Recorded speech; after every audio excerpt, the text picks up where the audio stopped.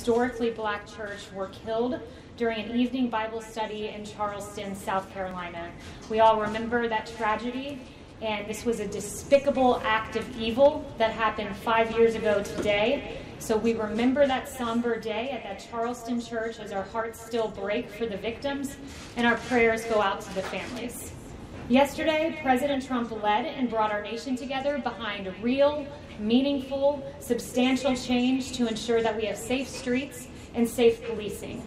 Part of that was having an incentive structure to implement the highest professional standards in our police departments through an accreditation process.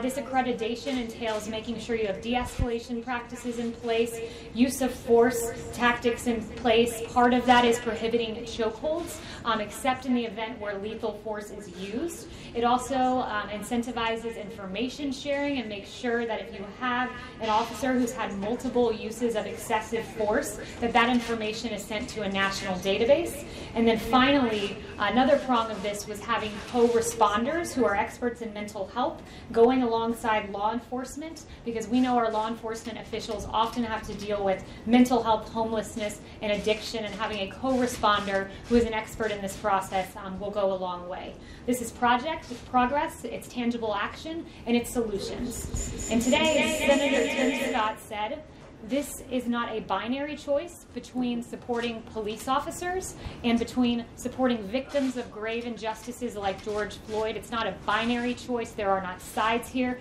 This is about America coming together. This is about human decency, and this is about justice. And when we see injustices, we recognize them. As President Trump said yesterday, all children deserve equal opportunity because we are all made equal by God. That is so true. First, let me point out that I have sat across from a police officer family that lost their loved one. I saw a little girl named Charlie who will forever grow up without a father, who will forever grow up without a father for prom, for the father-daughter dance. And it was heartbreaking to know that she lost her father, who was a valiant hero. But yesterday, I sat across from families who lost their loved ones in mass instances of injustice. And it was heartbreaking to hear their stories. It was a real tragedy. It was a tearful moment. It was an emotional moment. And it's one that the president, when I asked him in the Oval Office about afterwards, he said this: I love those families. I want to help those families. And President Trump means that, because this is about humanity. That is ultimately what this is about. And Senator Scott shared a very beautiful Bible verse with those families yesterday, and I just want to read it here to close. Romans 8:28, and we know that in all things God works for the good of those who love him, who have been called according to his purpose. He shared that Bible verse with those families, and it was particularly meaningful to me, and I think to the families as well. And with that, I'll take questions. Yes. First of all, you do a great job dealing with that feedback. I know that's not very mixed-minded. It's the worst. Thank you. All right, so the Trump administration, the Trump Justice Department, has appointed 6 U.S. attorneys to examine the actions of the president's political adversaries, but they've only opened 1 federal investigation into systemic bias in policing. So my question to you is, why are so many resources being allocated to make sure the president and his allies were treated fairly by law enforcement and not the same for millions of black Americans? So I think you're comparing two things that it's not accurate to compare on the level of the number of attorneys Department investigations. looking into. First, we all know that this administration was dragged for years through a bogus investigation founded upon a dossier full of lies funded by Hillary Clinton and the Democrats. It was an injustice to the American people who elected President Trump as President of the United States, who was then bogged down by an investigation which ended up with 2 words: no collusion. But there were convictions, there were guilty pleas. That's the first part of your question. But as to the second part, this president's taken real, tangible, concrete action on the issue of policing. We saw that yesterday. Guess who hasn't led? Democrats. They've engaged in meaningless symbolism as we saw them, kneeling for minutes on end. But this president isn't about gestures. It's not about symbolism. It's about action. It's about making sure someone like George Floyd never dies in that manner ever again. You mentioned racial bias yesterday, nor does that executive order. First of all, this executive order addresses the issue at hand, and I thought my colleague, Jerron Smith, handled this really well yesterday when he said this about the executive order on this very question. From you, he said, a lot of people want to make it about race, but it's about communities and individuals. You're trying to fix something that you can't really fix the heart of people, but you can fix individual pieces that deal with the real problem, which is access to opportunity. You can fix schools and remedy the disparities we see in schooling. You can fix policing to the degree we can at the federal level to incentivize good behavior and fair practices. You can fix the economy, as President Trump has done. He brought about the lowest economic employment rate for African American individuals and paychecks going up prior to this pandemic when we had to artificially shut down the economy. You can fix the individual pieces, but it's up to our country to change hearts. Yes. Does the president talked about chokeholds yesterday. The bill that's been unveiled by the Republicans, Senator Scott and the Republicans, does not ban chokeholds. Does he think it should? The president is fully in support of the Scott bill. They are working closely on that, and our EO puts an end to that or incentivizes through the accreditation process to put an end to chokeholds unless there is lethal force used. We fully support the Scott bill and every element of it, and one thing I would note about the Scott bill is for years we've tried to make lynching a federal crime in this country, and the Scott bill doesn't. It's a great bill. It's more great action from Republicans, and we hope we can have bipartisan support. But to be clear, the executive order does not ban chokeholds, and you can't actually do that, I don't believe, through an executive order. And this bill does not ban chokeholds. Does the president think that chokeholds simply should be banned? So what I have from the Justice Act here is that this will also end the practice of utilizing chokeholds, and I would underscore the executive order does that through an incentivizing process. So we've done what we can, and we'll continue to do more, and we'll continue to work with the Scott bill, and there might be amendments to it, there might not, but we want to see this come to fruition. Because it doesn't actually ban the practice. It encourages, but it does not actually ban the practice. Yes, well, we're incentivizing to ban chokeholds unless in the case of where lethal force is used. That's the process that we're using, and I'll tell you this, it's a much better process than the Democrats, who so far have offered nothing, except a lot of bad ideas about this that would ultimately, I would note, defund the police department. Yes. Kayleigh, in the last day, 96 people in Tulsa have contracted the coronavirus. Wondering about this rally coming up on Saturday. Will the president or the White House take responsibility if people get sick and catch the coronavirus at this rally on Saturday? So the campaign has taken certain measures to make sure this is a safe rally, temperature checks, hand sanitizers, and masks, so we are taking precautions. But you're not requiring people to wear masks. They will be given a mask. It's up to them whether to make that decision. CDC guidelines are recommended but not required. And the CDC guidelines suggest that people practice social distancing. You're not going to be able to practice social distancing in a rally with thousands of people. So aren't you, in essence, bringing people to a rally where they won't be abiding by those guidelines, adhering to those guidelines? It's a personal choice of individuals as to what to do, but if we want to talk about internal coherence, I believe that the media needs to work on internal coherence. This wonderful New York Post story, I don't think Stephen Nelson's here, but good job to New York Post, highlights the hypocrisy of the media where this is okay, protesting, this is not okay, Trump rallies. It's really remarkable, and I think the American people have taken notice when, for instance, NBC tweets at 4:05 p.m. On June 14th, rally for Black trans lives draws packed crowd to Brooklyn Museum Plaza, seeming to be lauding the protest. And then less than an hour and a half later, they say President Trump plans to rally, but health experts are questioning that decision. CBS had a similar logically inconsistent. These are protesters protesting against injustice, against racism and police brutality. This is a rally, a political rally. They're not going to be demonstrating for any kind of cause other than supporting the president. And I go back to my original question, will the White House, will the president take responsibility if there are people who catch the coronavirus and get sick? As you know, you've been to these rallies. Many of the people who go to the rallies, I've been to them too, are elderly, probably have pre-existing conditions that might put them at risk for serious complications if they catch this virus. So first, let me know, you've been to rallies, these Trump rallies. We do rally in support of something. We rally in support of the president who got us the lowest number of black unemployment in the history of our country and paychecks going up. We rally that HBCU funding for historically black colleges and universities is permanent because of President Trump. You're not answering my question. Will the President, will the White House take responsibility if people get sick? Can you answer that question? You suggested that we don't rally on behalf of anything, so let me note one more thing. We rally I on said behalf that you rally on behalf of the President. That's why you're going. On behalf of criminal justice reform and the First Step Act, which President Obama and Vice President Biden talked about, but we did. And I would note this, if we want to talk about the efficacy of what we're doing, 1,300 health experts signed a letter about the protest saying, we do not condemn these gatherings, we support them as vital. So you have the health experts on one side saying this, and then all of a sudden a Trump rally is different. You're dancing around the question. You're holding up a newspaper headline. That's very nice. Work on your internal cohesion and get back to me, Jim. Yes, please. Ms. McEnany, you have not answered the question. Will the President, will the White House... I've answered 5 of your questions. But my first question has not been answered. Will the President, will the White House take responsibility if people get sick? I said to you, we're taking precautions, masks, so you're not going to take responsibility.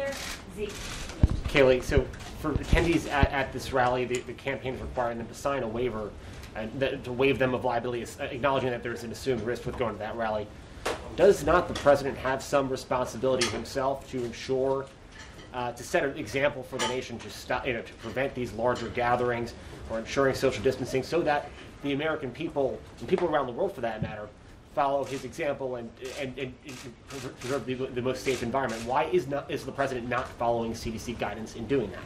We are doing temperature checks, hand sanitizers, masks. When you come to the rally, as if any event, you assume a personal risk. That is just what you do. When you go to a baseball game, you assume a risk.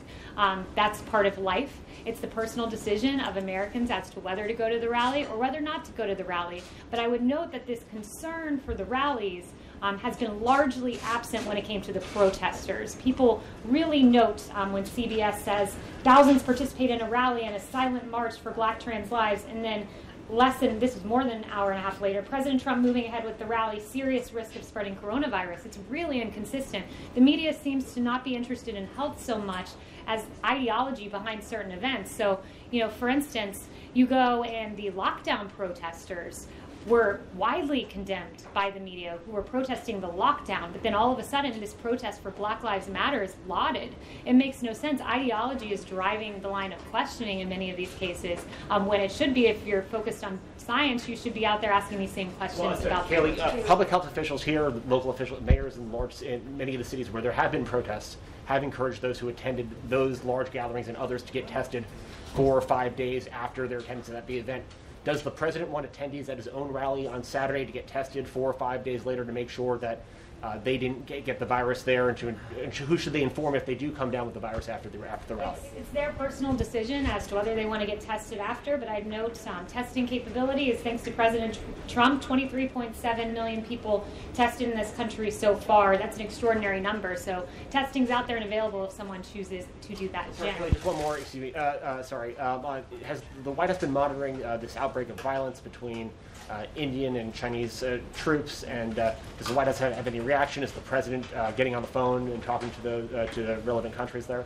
So the President is aware of it. We're monitoring the situation between Indian and Chinese forces along the line of actual control in eastern Ladakh. So we've seen that the Indian Army statement that 20 Indian soldiers died as a result of the confrontation today, and we extend our deepest condolences on that. Jen, to follow up on Z, has the coronavirus task force been consulted? Have they done any modeling on how many people could get sick at the Tulsa rally or die from the Tulsa rally? Have they even been consulted about the rally? The coronavirus task force, they're meeting today. I would first point that out.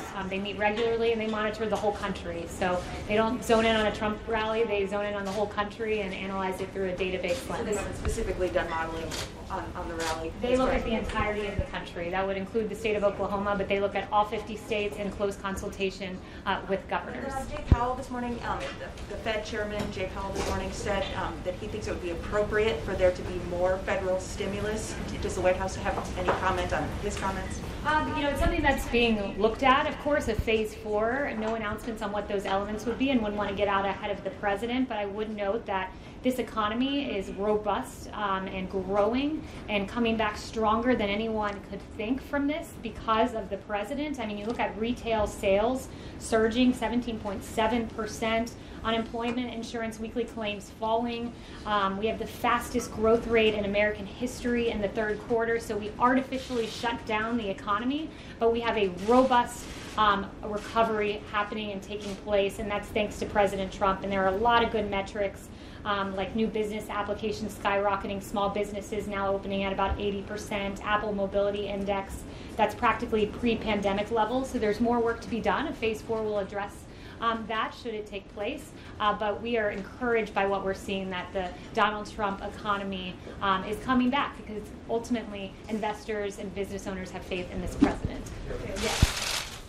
Jeff. Thank you, Kayleigh. You mentioned testing just now, and the president has also both been tweeting and saying publicly on Monday that if the country just stopped testing, that there would be no or virtually no cases left.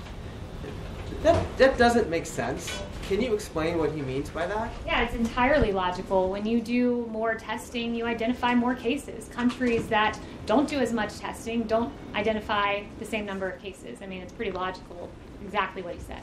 Okay, so it's about identifying them, because he seemed to suggest that if we weren't testing, then those cases wouldn't exist. Is that just a misunderstanding? That was not at all what he was saying. He was saying when you test, you end up identifying more cases, and we've tested 23.7 million people, positivity rate of 5.9%. So we are in a good place when it comes to testing. And just along those same lines, the vice president today wrote an op-ed, I believe, in the Wall Street Journal, playing down the prospects of a second wave. Is the White House just confident that there's not going to be a second wave of the coronavirus? The White House is confident that we have enough testing to identify asymptomatic individuals, that we have therapeutics that are promising, that we are working on a vaccine with Project Warp Speed that we hope will be there by the end of the year, and we think will be, and we have a robust public-private partnership that has shored up America's supply chain. So we are in a good place, and that's what the Vice President was noting. John. Thanks a lot, Kayleigh. Two subjects. The first question has to do with the lawsuit that was filed against John Bolton, the former National Security Advisor, by the Department of Justice yesterday. The DOJ did not file a lawsuit against Simon & Schuster, nor did it file an injunction against the publisher. Why not? Do you still expect this book to hit bookstores, to be on Amazon, to be available for people to read on the 23rd of this month? So that, as to why they went down that particular path, that's a question for DOJ. But what I would note is this book is full of classified information, which is inexcusable. Former National Security Advisor John Bolton should know all too well that it's unacceptable to have highly classified information from the government of the United States in a book that will be published. It's unacceptable. It has not gone through the review process, and that's where we currently stand. And I'd refer you back to Barr's comment on this, which is we don't believe that Bolton went through that process. It hasn't been completed, the process, and therefore he is in violation of that agreement. That was part of his quote from Monday. On the other subject, the executive order the president signed yesterday, during that event, in his comments, he acknowledged that there are indeed bad police officers. Is the president opposed to the idea of removing qualified immunity for police officers, even bad police officers?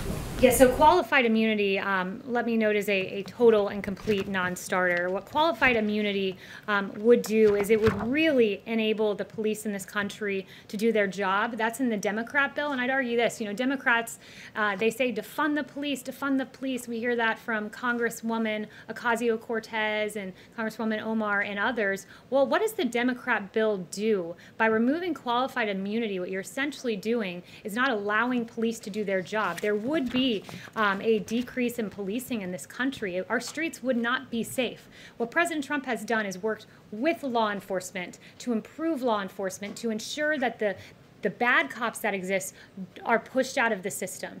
The overwhelming majority of cops are good, so we've got to address the handful that are bad, and that's what the president's order has done. But taking away qualified immunity would make the streets of this country a whole lot less secure.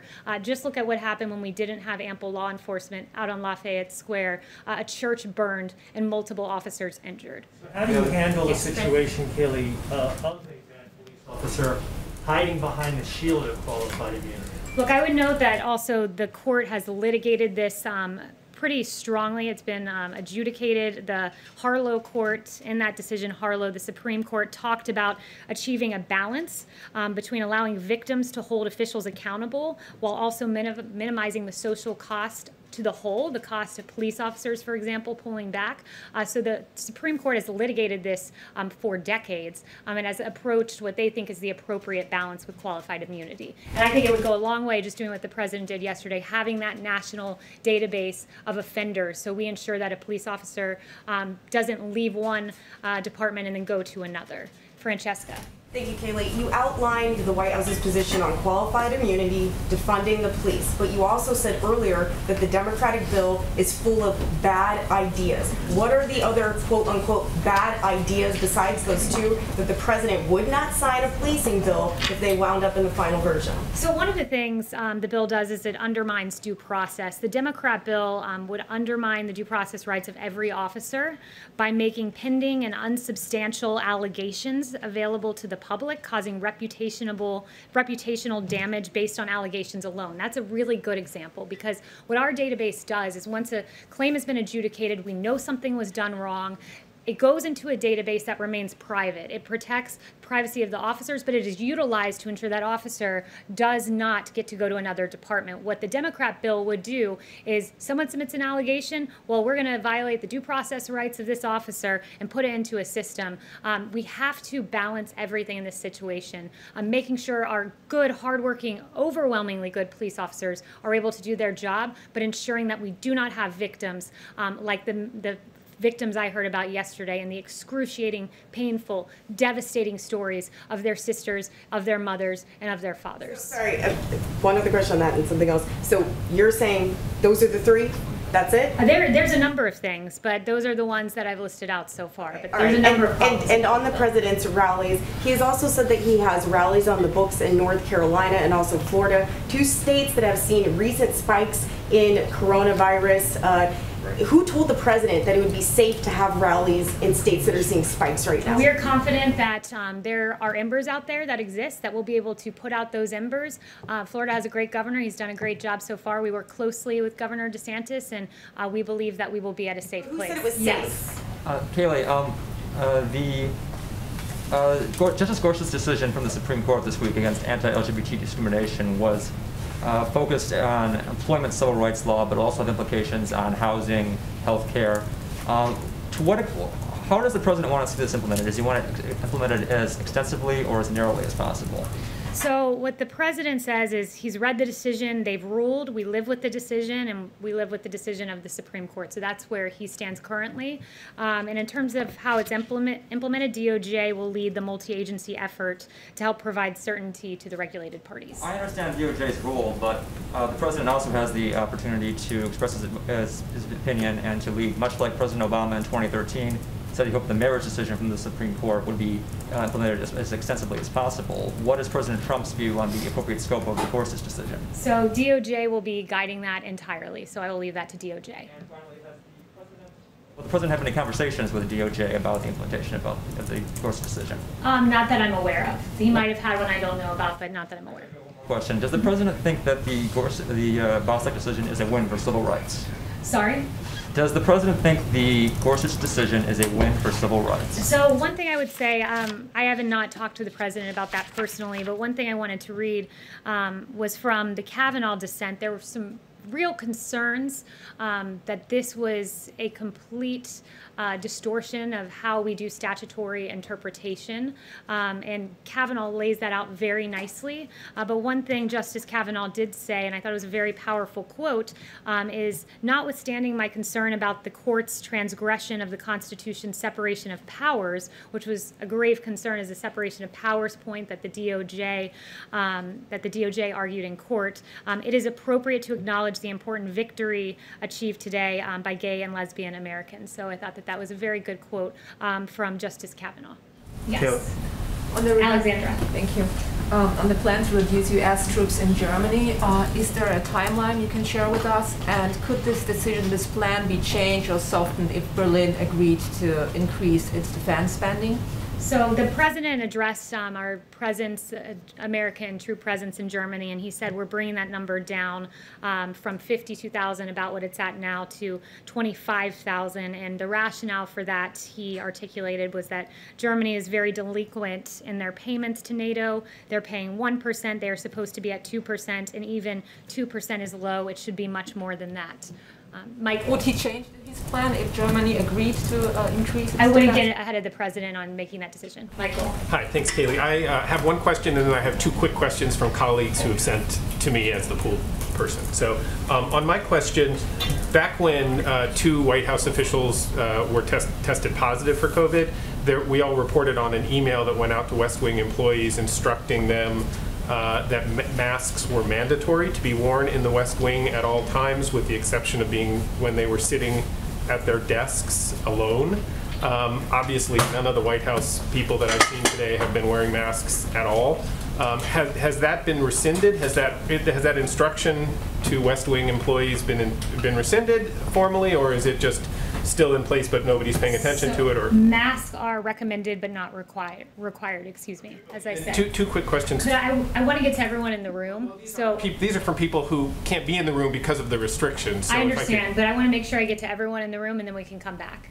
Okay. So, Rob. Can I just get a clarification on your equivalence between protests in the streets and rallying on Saturday? Is it the White House position that outdoor events carry the same risk as indoor events? It's our position that the media should not be making decisions about their guidelines to us about social distancing based on political ideology or what they think is the worthiness of the cause. My point is there are good scientific reasons for treating the two events differently. One is outdoors and one is indoors. Right, and there's not good logical reason for this, so that's the one thing I would keep going back to. And could I also ask, yes, Owen. Anything about the Secretary of State's trip to Hawaii to meet his Chinese counterpart? So I have no information on that, but Owen. Yes. Blake. Different mask. Oh, sorry, Blake. They subbed you in. No Blake. worries, no worries. Good to see you, Blake. You too. A couple on the economic front. Earlier this month in Maine, the president was talking about Maine lobster, and he said the following. He said, if the European Union doesn't drop that tariff immediately, we're going to put a tariff on their cars, which will be equivalent. Can you give us an update on that? What is immediately, what is the status of potential tariffs on EU autos? I haven't inquired about that today, but I will inquire about that, and I'll try to get back to you before 5 if that works. And secondly, an infrastructure bill. Can you just sort of give us a broad outline of what the administration wants to see? Is that a reauthorization of the highway bill that comes up at the end of the year? Is that added on to a potential phase 4 stimulus? What does the administration, what does the White House want as it relates to infrastructure? I don't want to get ahead of the administration on our official plans for that. Infrastructure is something we've talked about for a long time, and it's something that we think that we could find common ground on, but it's up to Democrats to really come to us and make that happen. It's been mentioned as potentially a phase 4, but that's not in stone, but that has been mentioned. No formalized plans, though, on where infrastructure stands. Is it $1 trillion? Is it $1 trillion? Up to? We don't have a number on that right now. Yes. On the Tulsa rally, can you give us a sense of which health experts the campaign and the White House consulted before deciding to hold it? Did anyone talk to the CDC about whether it would be a good idea? Look, we are taking every single safety precaution that we can, and again, I would note this is probably question number 10 on rallies, and while we appreciate the great concern for our rally goers, you should exhibit that same concern for the protesters who are out there who are not socially distancing in many cases and not wearing masks. Chanel.